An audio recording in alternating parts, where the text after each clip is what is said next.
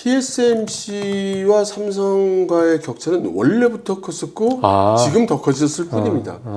삼성이 TSMC의 고위 기술력들을 모셔다가 자신의 그 파운드리 기술을 좀 봐달라. 예, 봐달라고 해서 그걸 개선해 왔는데 그게 우리한테 잘 일반 대중들한테 잘 알려져 있지 않죠. 그리고 지금 TSMC는 아까 말씀드린 그 국가 전략 차원에서는 이렇게 생각합니다. 이미 TSMC가 지금 그 파운더리에서 독보적인 위치를 차지하면서 네. 걱정을 하고 있습니다. 뭐냐면은 전 세계 하이엔드 반도체의 90%를 한 회사 한 조직이 그렇죠. 만든다는 것은 강대국 입장에서 보면 국가의 어떤 리스크 팩터로 변합니다. 맞아요. 예. 그러면 이게 심해지면 우리가 뭘 잘못하지 않아도 네. 이것 때문에 여러 가지 공격이나 제재를 당할 수 있다. 네. 심지어 국가마저도.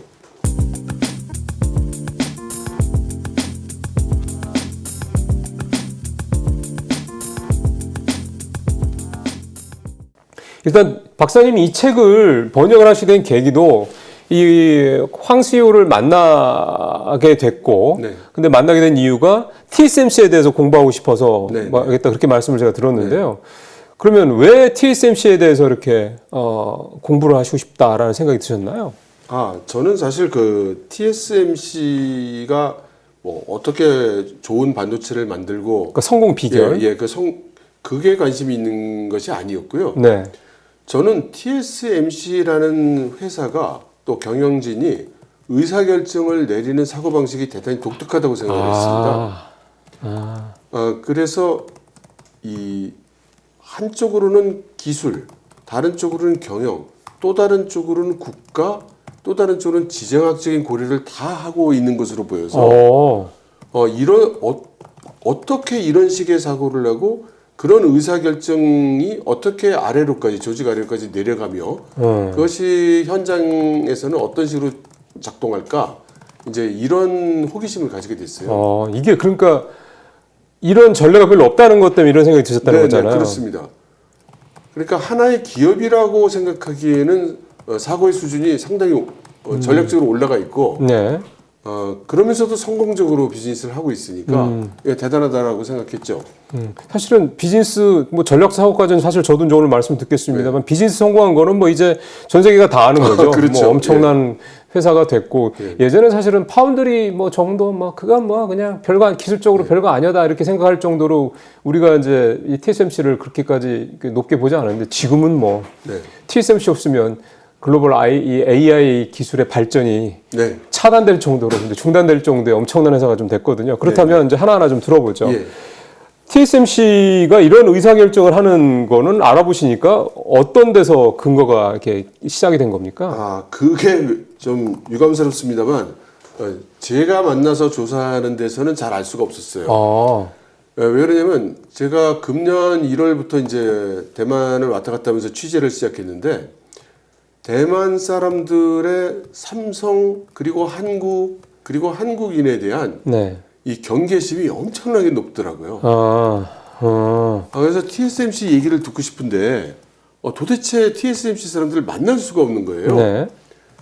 그래서 TSMC를 다니다가 이제 그만둔 사람들을 좀 만나보려고 했습니다. 그렇게 있죠.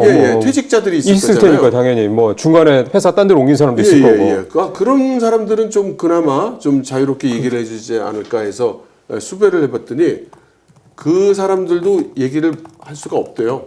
그 정도예요? 그러니까 어차피 이 업계 안에 어딘가에서 일을 해야 되는데 누구가 TSMC에 관련된 이야기를 한국 사람한테 나발나발 얘기를 했다.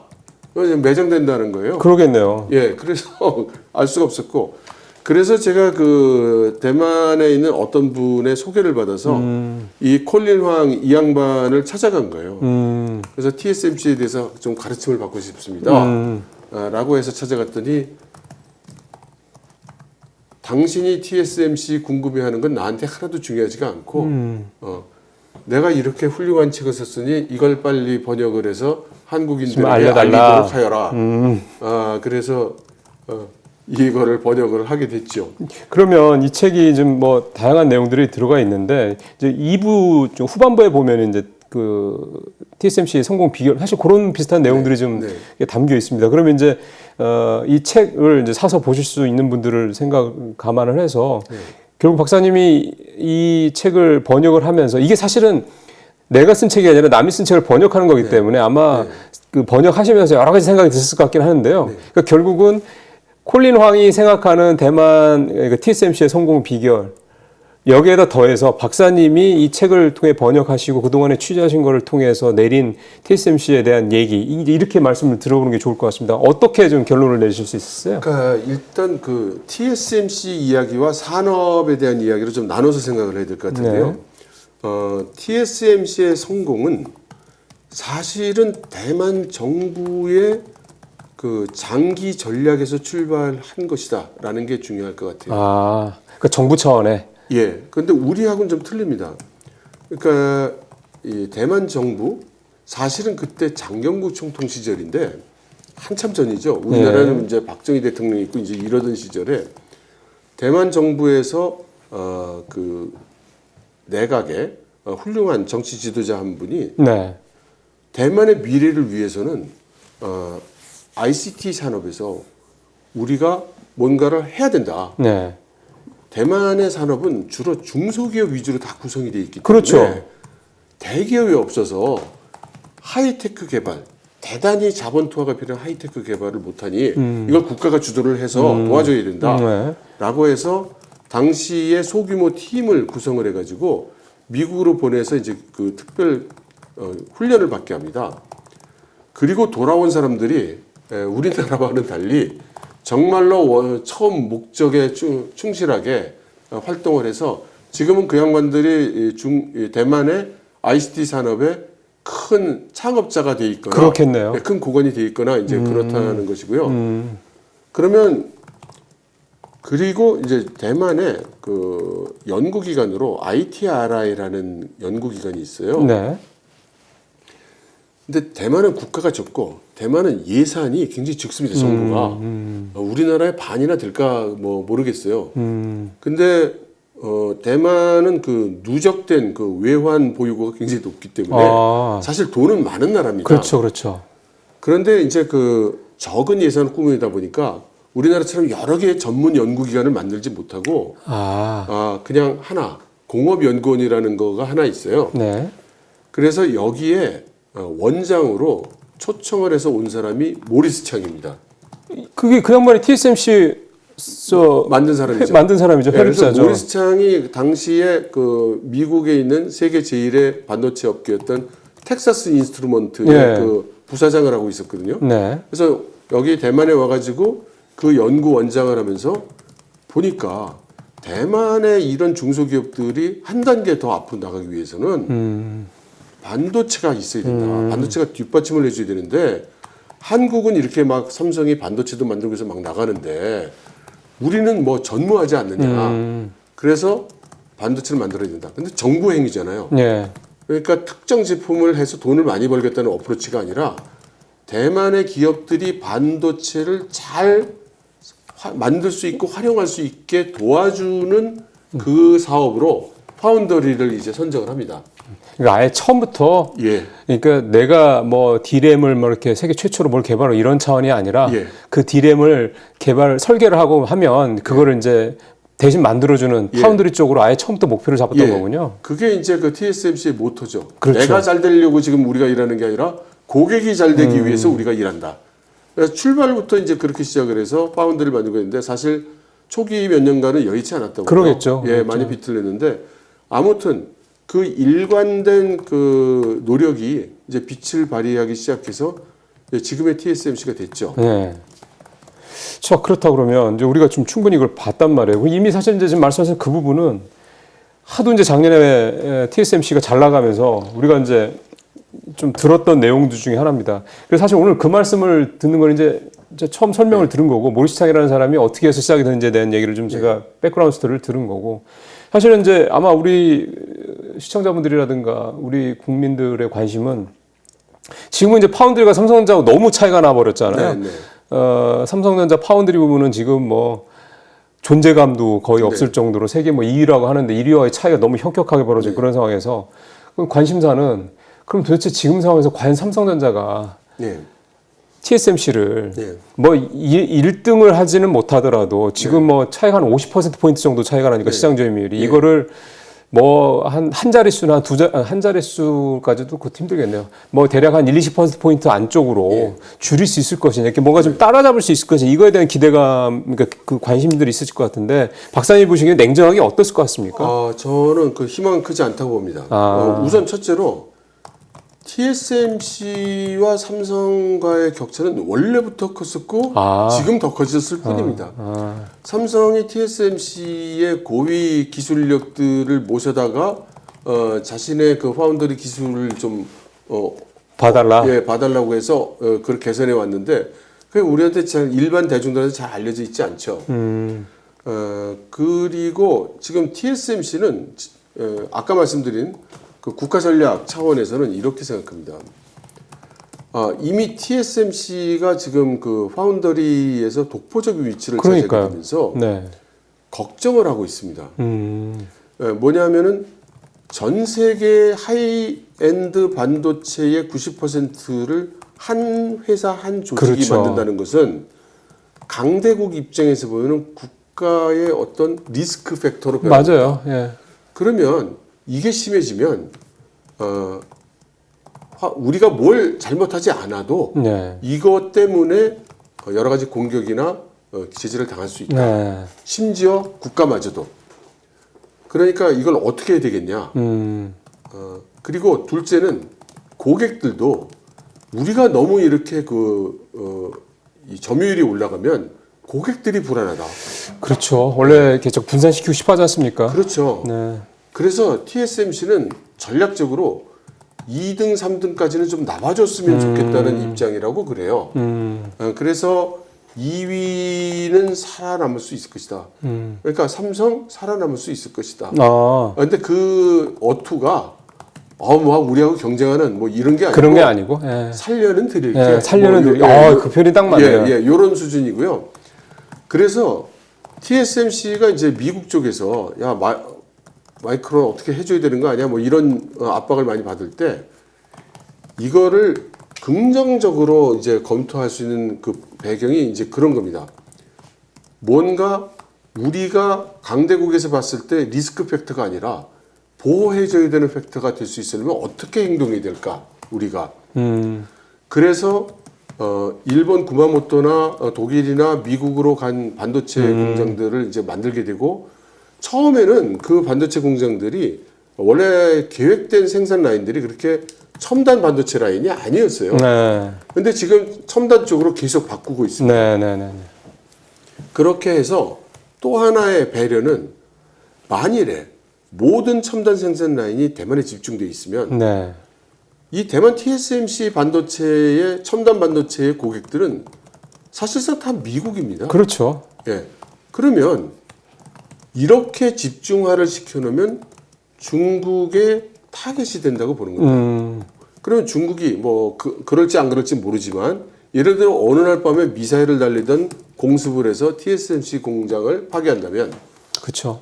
지금 반도체 제재를 받고 있는 중국은 단기적으로 손해볼 게 하나도 없고 오히려 미국이 치명적인 악영향을 입으니까 그래서 대만이 공격받지 않기 위해서라도 반도체 공정이 분산돼야 된다. 이제 우리가 서운한 거는 이제 기왕에 분산할 거면 한국에 좀 오면 좋겠는데 한국은 이제 택하지 않았던 거죠. 뭐 삼성전자가 있으니 사실은 쉽지 않겠죠? 꼭 그것만은 아닐 아닌 거예요. 것 같아요. 그럼 뭘까요?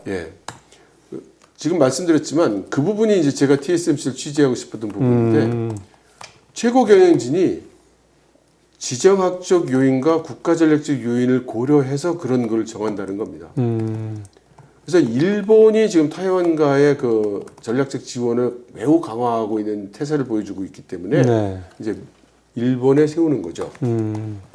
그러니까 이게 우리는 사실은 일본보다 훨씬 더 대만에 대한 생각이 조금 약간 좀 이렇게 뭐 내려본다고 그래야 되나? 좀 약간 그런 면도 좀 있고 원래 일본은 대만이랑 되게 관계가 우호적이라면서요. 네. 그런 것도 좀 있을 것 같고 반도체 쪽 관련해서 어쨌든 뭐 파운드리는 아니지만 메모리 쪽에서는 뭐 어쨌든 한국이 예. 글로벌 탑이고 예. 뭐 이런 부분들 전체적으로 감안했을 때 한국 지출은 좀 다르게 생각을 하는 거다. 조금 경계감을 가지고 보는 거다. 이렇게 봐야 되겠군요. 네.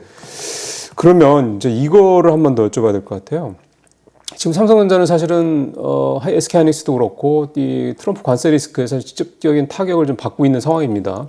주가도 그것 때문에 좋은 실적을 내매도 불구하고 별로 그렇게 반향이 좀 높은 상황이 아니고 TSMC는 사실은 여전히 뭐 주가도 그렇고 실적도 그렇고 뭐 거의 무소불위 같다라는 판단이 좀 드는데 TSMC는 트럼프 관세 리스크가 없을까요?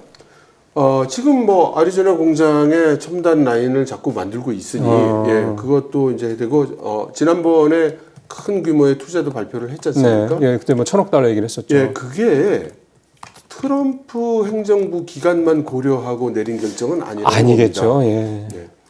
그리고 이제 한 가지 우리가 이제 일반적으로 생각할 때 파운더리를 놓고 삼성과 TSMC의 경쟁 구도 속에서 이걸 비춰보니까 네. TSMC가 잘 나가면 삼성이 뭐 이렇게 처지고 이렇게 보는 경향이 있는데 네.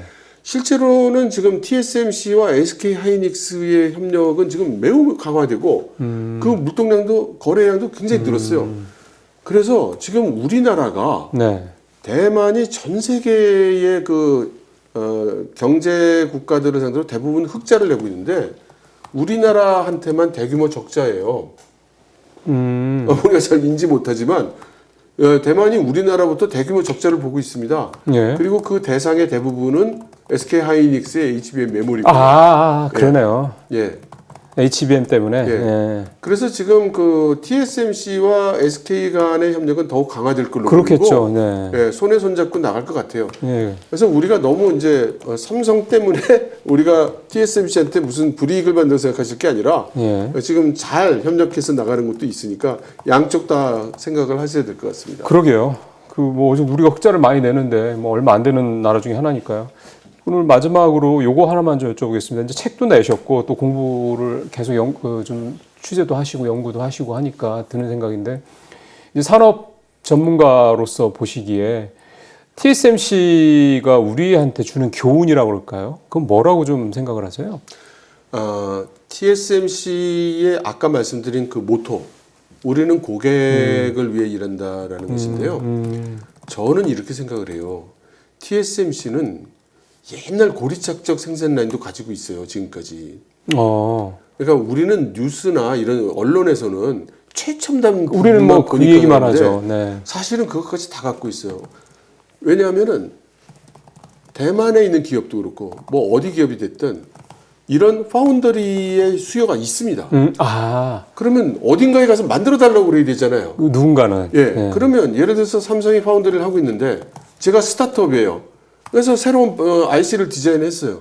그래서 삼성에 가서 만들어 달라고 하면 만들어 줄 것 같습니까? 못하죠. 예. 그런데 이제 그거를 TSMC는 하고 있는 거고, 그러니까 젠슨왕처럼 내가 옛날에 삼성에 이거 좀 만들어 달라고 갔다가 당한 수모를 잊을 수가 없다. 그렇죠. 근데 그게 엔비디아뿐만 아니라 지금 오늘 이 순간에도 수많은 기업들이 반도체를 내가 설계한 반도체를 만들어달라고 갔을 때 그거에 대응할 수 있는 체제, 그거를 우리가 꼭 배워야 한다고 생각합니다. 예, 그러니까 사실 원론적인 굉장히 아주 너무나 상식적이고 원론적인 얘기죠. 기업이라는 게 고객들에 의해서 존재를 하는 건데 어느 순간 내가 커져서 그 고객들을 이제 무시하기 시작하면 돈 많이 주는 고객들 이런 것들만 생각할 경우 이제 밑에서부터 이제 썩어 들어가기 시작한다라는 그런 말이 있는 것처럼 TSMC가 우리한테 주는 교훈은 결국 이제 삼성전자 같은 우리나라 이제 큰 기업들이 귀담아 들어야 될 내용이 아닌가 생각이 좀 드네요. 알겠습니다. 오늘 박사님 말씀 잘 들었습니다. 고맙습니다. 감사합니다.